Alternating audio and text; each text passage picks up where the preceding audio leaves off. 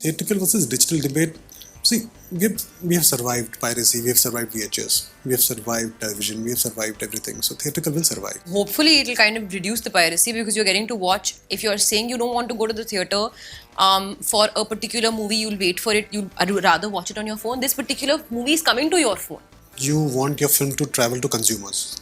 Yeah. And at the end of the day, cinema, DVD, television, or streaming, or TVOD, they're pipelines.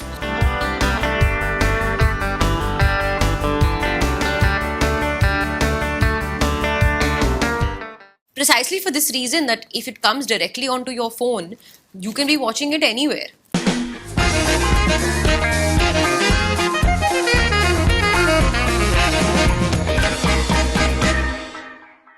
Gaurav, a lot of debates going on in terms of cinema halls and OTT, and people need to be very judicious in terms of selecting the content as to what deserves which platform. I personally feel I think it's a fantastic platform that you guys are opting for OTT because the reach will be like humongous now and deserves that. What is your understanding of the film business as of now? That how do you guys plan to market between? We learn so much from him with all these questions, but we learn. Yes. See, as a creator, there can be multiple choice questions. Okay, as a creator, what do? You want your film to travel to consumers. Yeah. And at the end of the day, cinema, DVD, television, or streaming, or TVOD, they're pipelines. You choose a pipeline. You choose a pipeline which will give you maximum reach. So today we feel for this film, Netflix is that pipeline which will take it to maximum consumers across the world.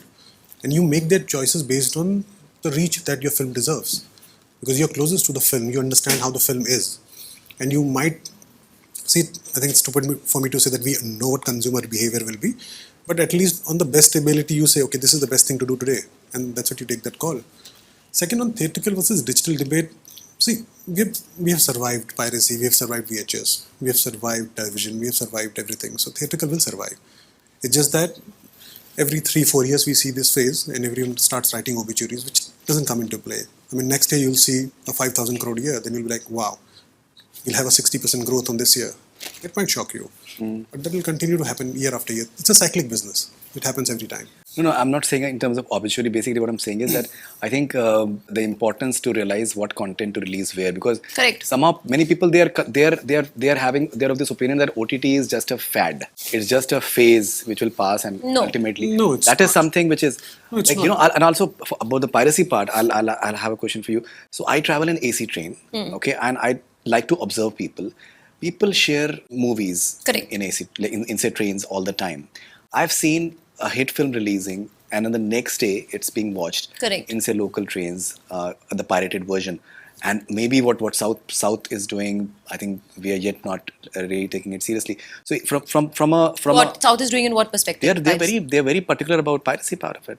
Even the fan clubs and everything, they don't consume it. They don't consume it. Like in terms of the check is humongous over there in terms of piracy. But here, the way the movies are shared, like there are films which have done really good business, but I don't know how much they've lost because of piracy.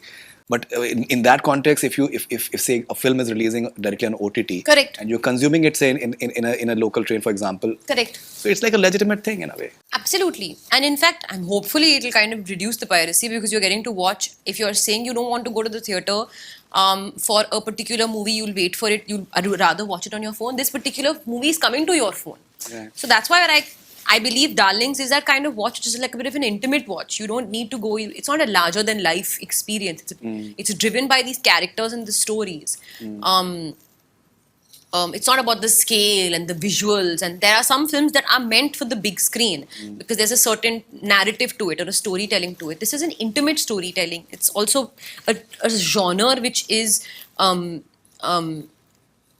personal, I feel, the dark comedy space. Precisely for this reason that if it comes directly onto your phone, you can be watching it anywhere.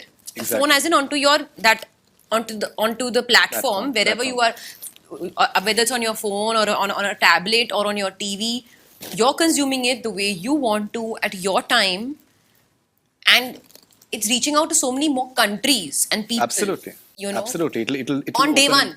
200 countries in day one.